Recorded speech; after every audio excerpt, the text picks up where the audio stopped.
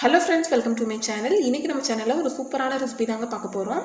நம்ம டீ கடைகளில் சாப்பிடக்கூடிய இனிப்பு போண்டா வந்து எப்படி செய்யுதுன்னு சொல்லி பார்க்கலாம். ஸோ இது வீட்டில் பார்த்தீங்கன்னா ரொம்பவே சிம்பிளாக ரெண்டு ஸ்டெப்பில் வந்து பண்ணி முடிச்சிடலாங்க. ரொம்ப ரொம்ப ரொம்ப டேஸ்ட்டாக இருக்கும். மூணு பொருளை வச்சு ரொம்ப ஈஸியாக பண்ணிடலாம்.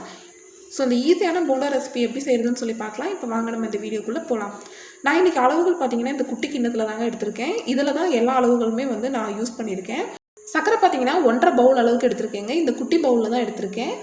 அடுத்து இதில் பார்த்திங்கன்னா ஒரு ஏலக்காய் சேர்த்து இதை வந்து அரைச்சி எடுத்துக்கலாங்க. சர்க்கரையை வந்து நம்ம அரைச்சி எடுத்துக்கிட்டோம் அப்படின்னா நமக்கு மாவில் போட்டு மிக்ஸ் பண்ணும்போது கரெக்டாக இருக்குங்க. அப்படி இல்லை அப்படின்னா மாவில் அங்கங்கே சர்க்கரை நின்றுக்கும். ஸோ அரைச்சி எடுத்த சர்க்கரையை பார்த்திங்கன்னா நம்ம இந்த ஒரு பாத்திரத்தில் வந்து மாற்றிக்கலாங்க. இப்போ இதில் வந்து அடுத்து நம்ம மைதா மாவு சேர்க்கலாங்க.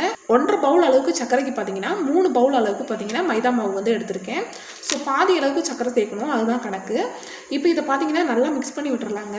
ரெண்டையும் பார்த்திங்கன்னா நல்லா சர்க்கரையும் மைதாவையும் நல்லா மிக்ஸ் பண்ணி விட்டுட்டு அடுத்து பார்த்திங்கன்னா நம்ம வந்து தயிர் வந்து சேர்த்துக்கணுங்க. தயிர் இருந்ததுன்னா தயிர் சேர்த்துக்கோங்க. அப்படி இல்லை அப்படின்னா இதுக்கு பதிலாக நீங்கள் இட்லி மாவு இருந்துச்சுன்னா அது கூட சேர்த்துக்கலாங்க. நல்லா புளிச்ச இட்லி மாவு இருந்துச்சுன்னா அது வந்து ஒரு 3 டேபிள் ஸ்பூன் அளவுக்கு சேர்த்துக்கோங்க. நான் வந்து தயிர் வந்து 3 டேபிள் ஸ்பூன் சேர்த்துருக்கேன். ஒரு 2 டேபிள் ஸ்பூன் அளவுக்கு தண்ணி சேர்த்து இதை வந்து நல்லா மிக்ஸ் பண்ணிக்கோங்க. தண்ணி நிறைய சேர்த்துறாதீங்க, ரொம்ப கொடன்னு இருக்கக்கூடாதுங்க. நம்ம எண்ணெயில் எடுத்து போடுறதுக்கு அப்படி கையில் எடுக்கிற அளவுக்கு இருக்கணும். அதுதான் பார்த்திங்கன்னா கரெக்டான கன்சிஸ்டன்சி. ஸோ இப்போ வந்து இதை நல்லா மிக்ஸ் பண்ணி விட்டுக்கலாம். இந்த மாதிரி பார்த்திங்கன்னா நல்லா கலந்து விட்டுக்கோங்க. நம்ம இந்த தயிர் சேர்த்துருக்கனால இதில் வந்து பேக்கிங் சோடா அதெல்லாம் எதுவுமே சேர்க்க தேவையில்லை. இப்படி ஜஸ்ட் மிக்ஸ் பண்ணிங்கன்னா மட்டும் போதும். இப்படி எடுத்து போடுற அளவுக்கு இருக்கணும். ஸோ இதுதான் பார்த்திங்கன்னா கரெக்டாக இருக்கும். தயிர் இல்லைன்னா நீங்கள் வந்து இட்லி மாவு, புளிச்ச இட்லி மாவு, தோசை மாவு இருந்துச்சுன்னா அதை கூட சேர்த்துக்கலாம். எண்ணெய் வந்து நல்லா சூடான பின்னாடி தாங்க இதை போடணும்.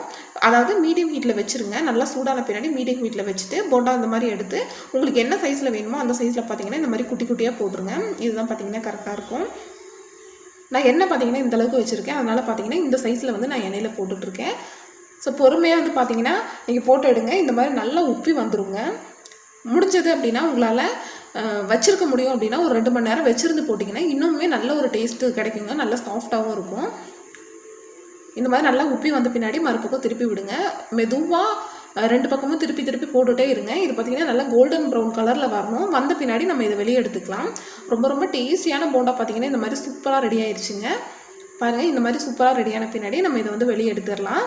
இதே மாதிரி மிச்சம் இருக்கிற மாவையும் பார்த்திங்கன்னா நம்ம போண்டா போட்டு எடுத்துக்கலாங்க. அவ்வளோதான், நம்மளோட சூப்பரான டீ கடை இனிப்பு போண்டா பார்த்திங்கன்னா ரெடி ஆயிடுச்சு.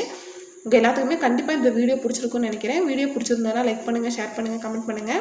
மறக்காமல் நம்ம சேனலை சப்ஸ்கிரைப் பண்ணி பக்கத்தில் இருக்க பெல் பட்டனை கிளிக் பண்ணி ஆளுங்கிற ஆப்ஷனை செலக்ட் பண்ணி வைங்க. அப்போ தான் நம்ம போடக்கூடிய எல்லா வீடியோஸோட நோட்டிஃபிகேஷனுமே உங்களுக்கு வரும். தேங்க்யூ ஃபார் வாட்சிங் ஃப்ரெண்ட்ஸ்.